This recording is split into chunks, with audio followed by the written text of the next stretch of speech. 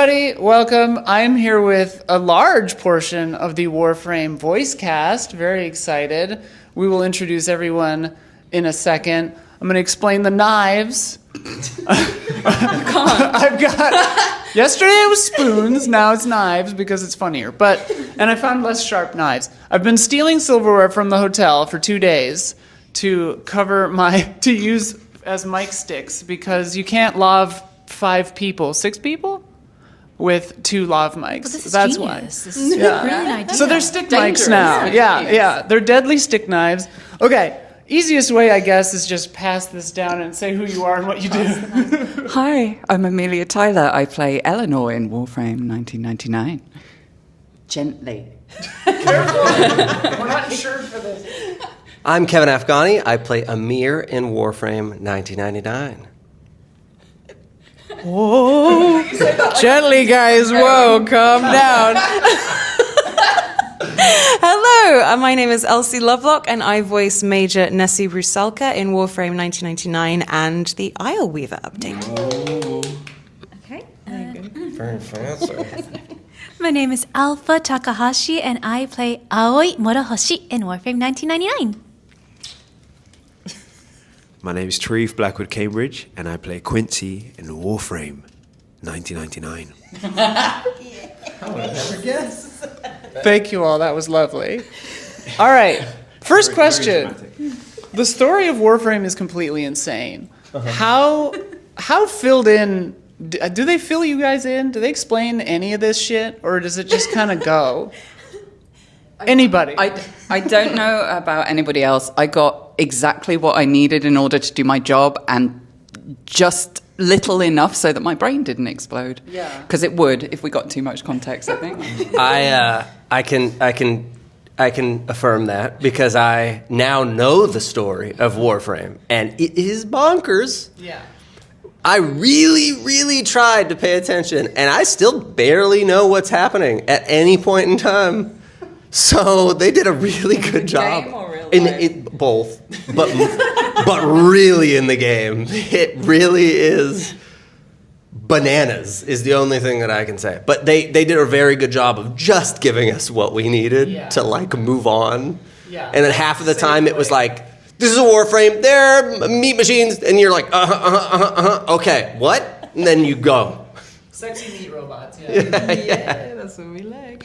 I'll be honest, I don't know what's going on in life half the time anyway, but the team are brilliant. They do such an amazing job with filling us in with what we need for the character, and even though I don't know what's happening half the time, it's such an incredible world, and they're such an amazing group of people, so whatever's happening, I love it. It's bad shit.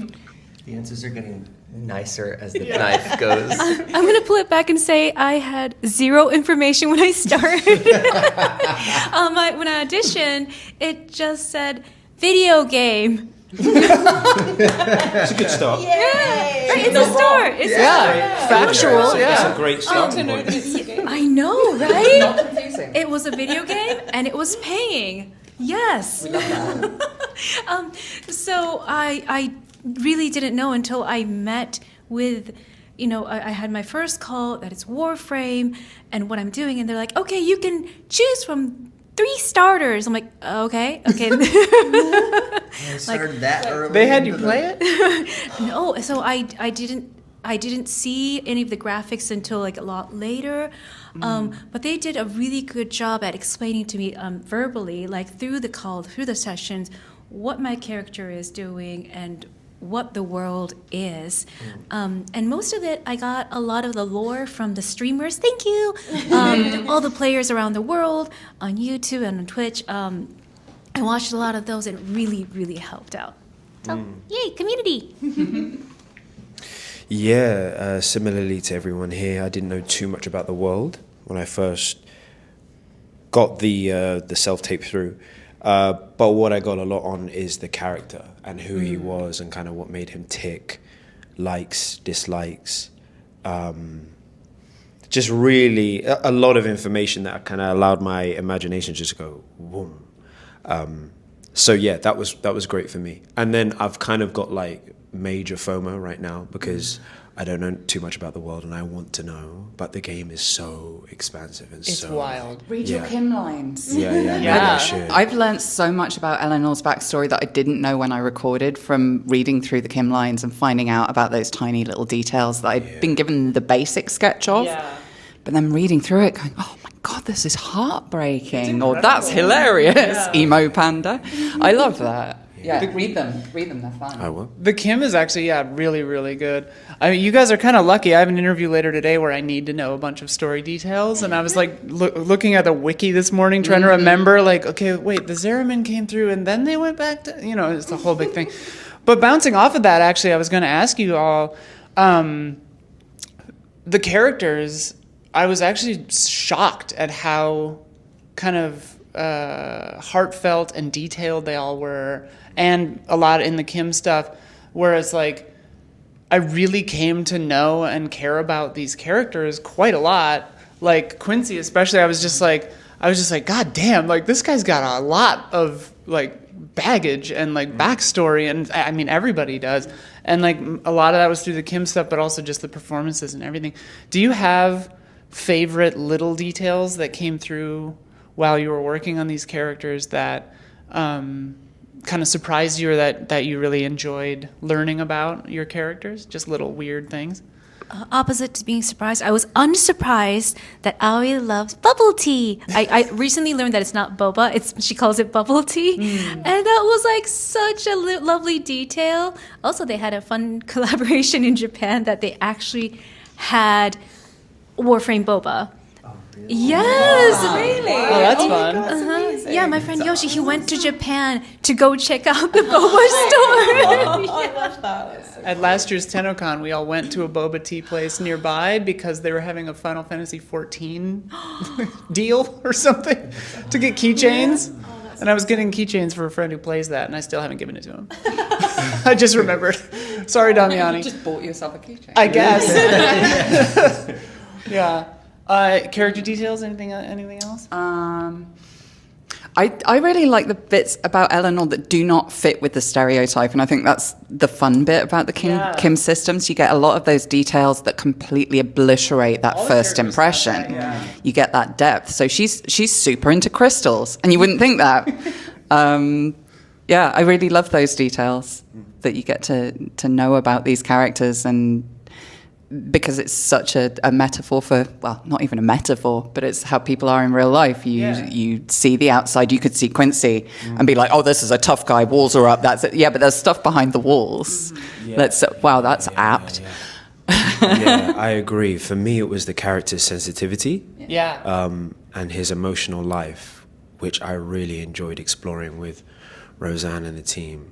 And we really built on that as we went along, because I think that's what drives his kind of hard exterior and a little bit of his kind of bravado and his arrogance. It's that kind of sensitivity underneath.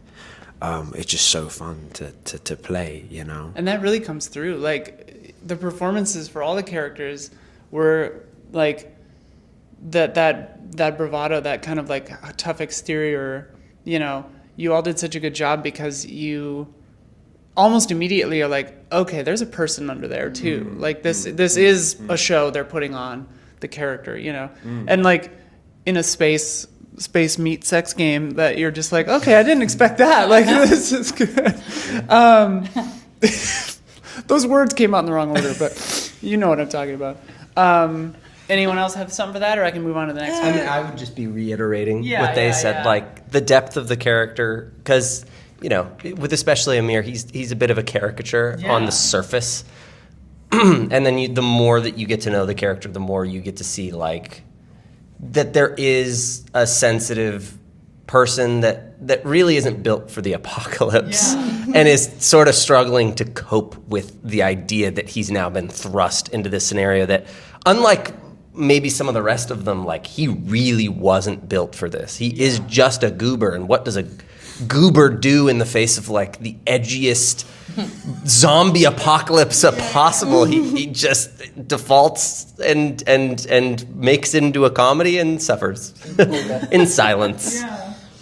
Yeah, I mean, Rusalka, she's the villain, so she Yeah. obviously has a different dynamic than the rest of these cast characters. But in Isleweaver, we did get to scratch the surface of some different stuff with her, which I really enjoyed. So yeah, it's been really fun doing that. Yeah, I was actually going to turn it to you next because I don't know how to talk about this character without spoilers, really, but do that. I haven't played out. Pressure's on, yeah.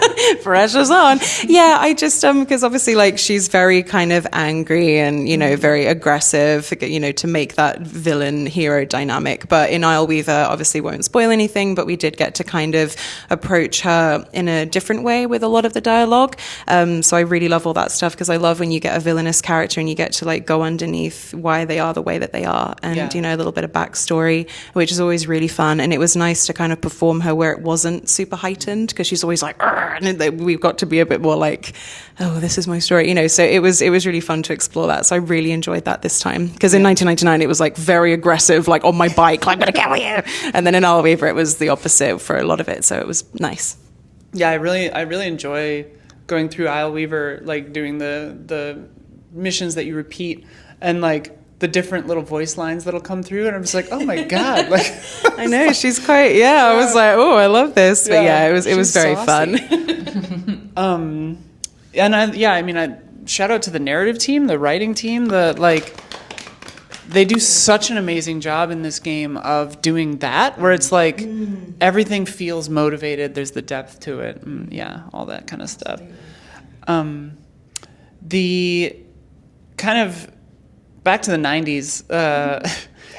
Did any of you bring? Not to assume that everyone was alive in the 90s. I don't know.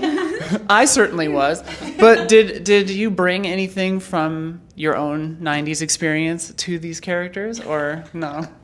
No? I was painfully uncool in the 90s. I wouldn't have survived 5 minutes in the apocalypse. I was too busy having an existential crisis. I was a teenager. No. That's the coolest thing to do in the 90s. I mean, yeah, it was very on par, wasn't it? Like, I am going to wear a checkered shirt and have a crisis.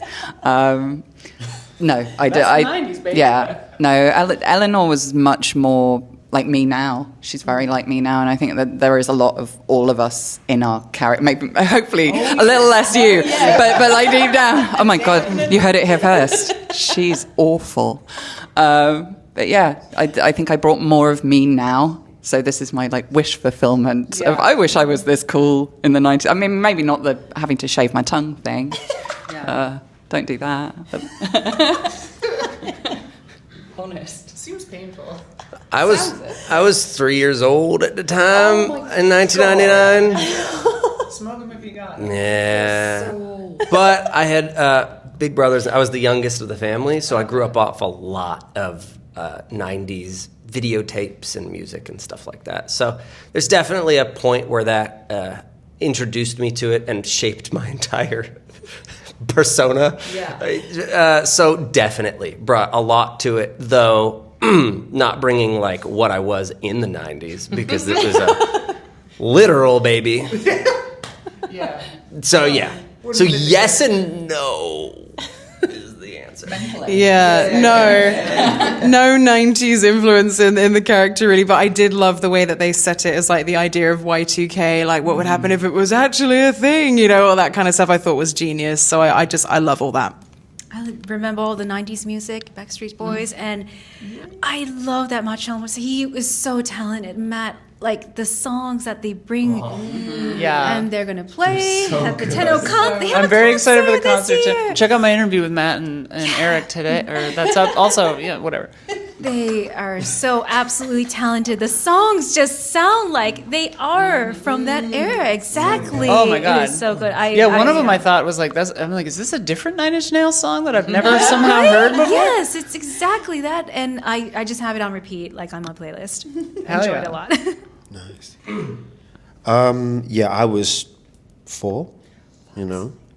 So I didn't have too much of an identity. Yeah. in the 90s. So mine was kind of the Working opposite. on object permanence. Yeah. So I was kind of doing the reverse. So Quincy comes from a very specific place, and we wanted to capture that in his dialogue.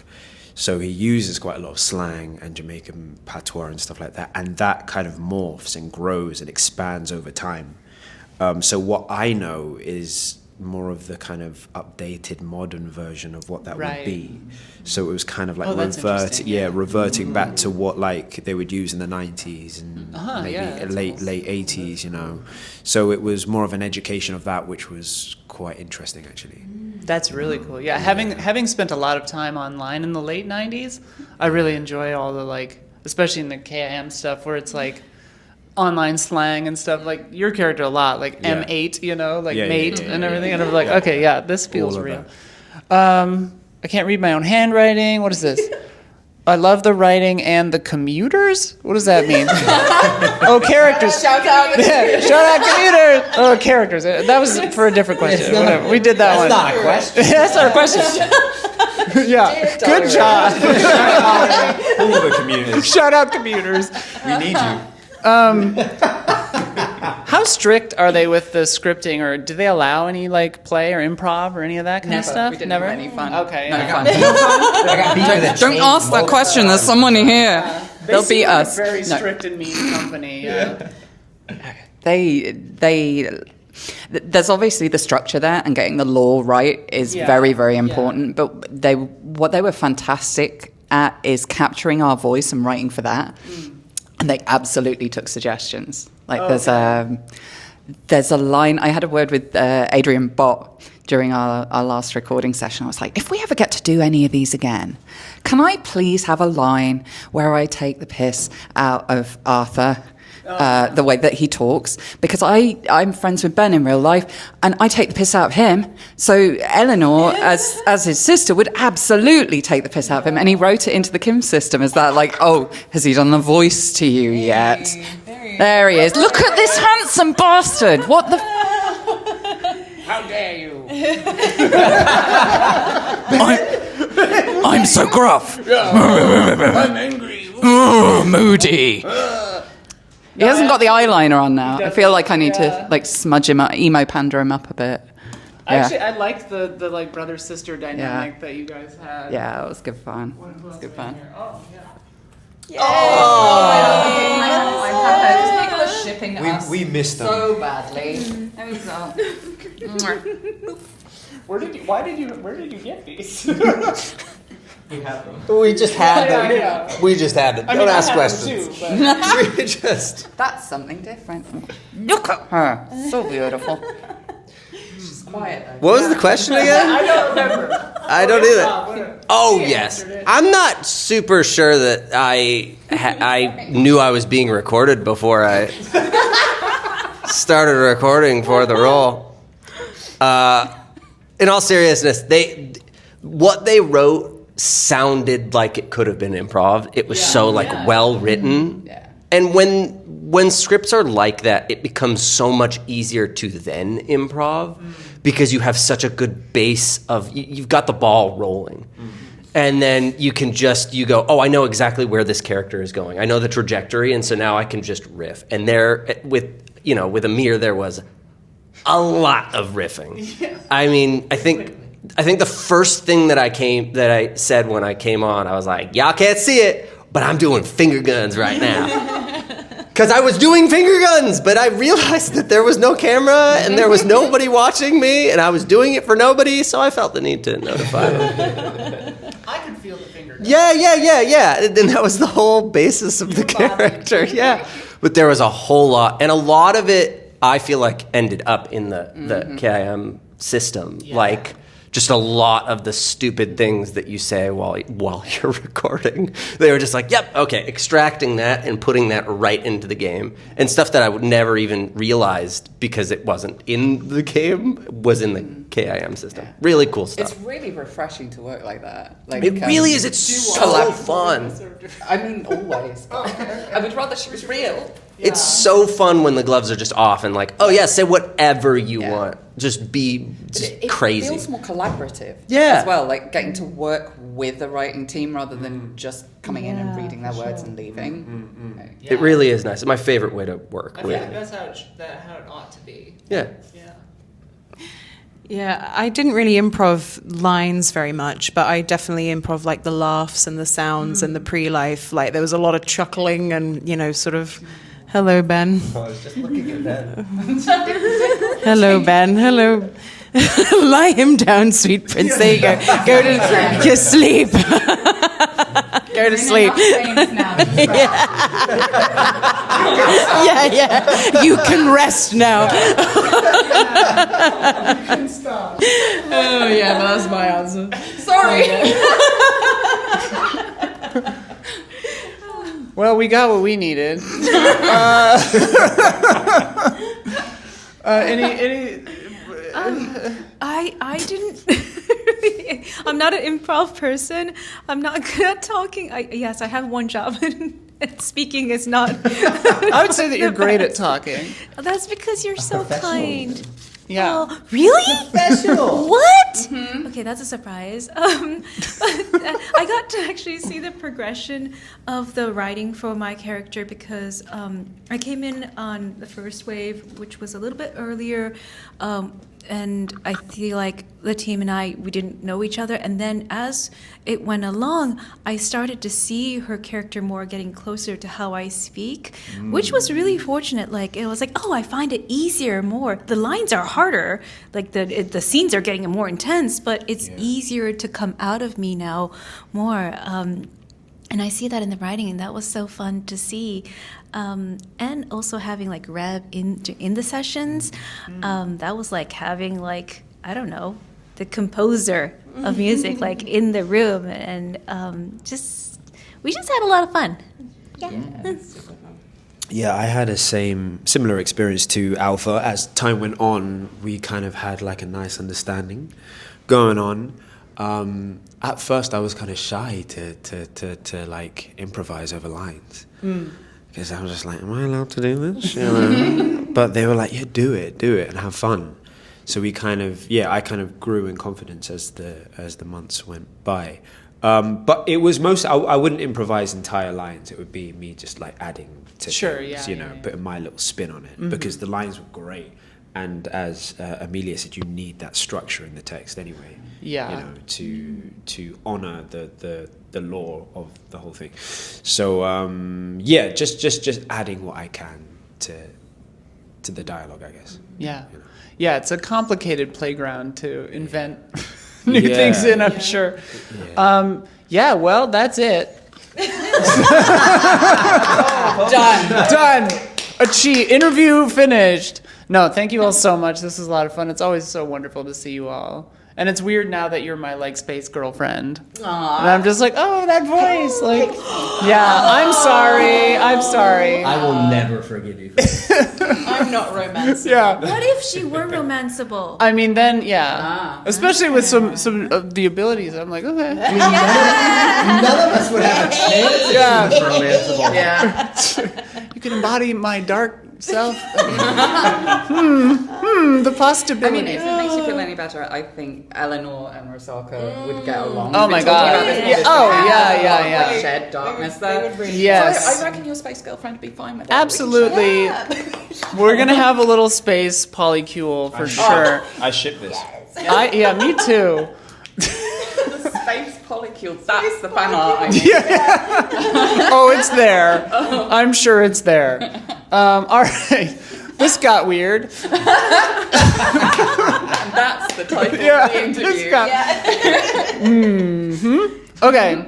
Thank you, everybody, for doing this interview. Yay! Thanks. Thanks for viewing it. Knife mics. 90s. The peak of knife mic technology here at Easy Allies. Cutting edge. End it. Cut it.